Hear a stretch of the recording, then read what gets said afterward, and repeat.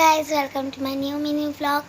আমার ঠাম্মির শরীরটা অতটাও ভালো নেই। আমার ঠাম্মি বাড়িতে না হসপিটালে, তোমাদের আমি ব্লগটা করেছি। ডাক্তার দুটো অপশান দিয়েছে, একটা হচ্ছে গলায় খাবার আটকে, শ্বাসনালীতে খাবার আটকে গিয়ে ওখানে ইনফেকশন হয়েছে, আরেকটা হচ্ছে ব্রেন স্ট্রোক। ইনফেকশনটা হয়েছে ওই ইউরিনের ওখানে, কারণ আমি তো অতটা তাড়াতাড়ি উঠে যেতে পারি না, ওদের নলটা লাগানো। ইউরিনে ইনফেকশন হয়েছে, আর যেন কোথায় ইনফেকশন হয়েছে তার আমি জানিয়ে বলছি। ইউরিনে ইনফেকশন যেটা তো আগে বললাম, আর হচ্ছে চেস্ট ইনফেকশন।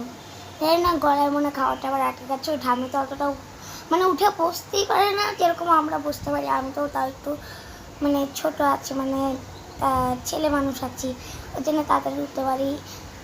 আমি ঠাকুরের কাছে প্রে করি যাতে ঠাম্মি তাড়াতাড়ি সুস্থ হয়ে চলে আসে আমার কাছে। আমি ঠাম্মির জন্য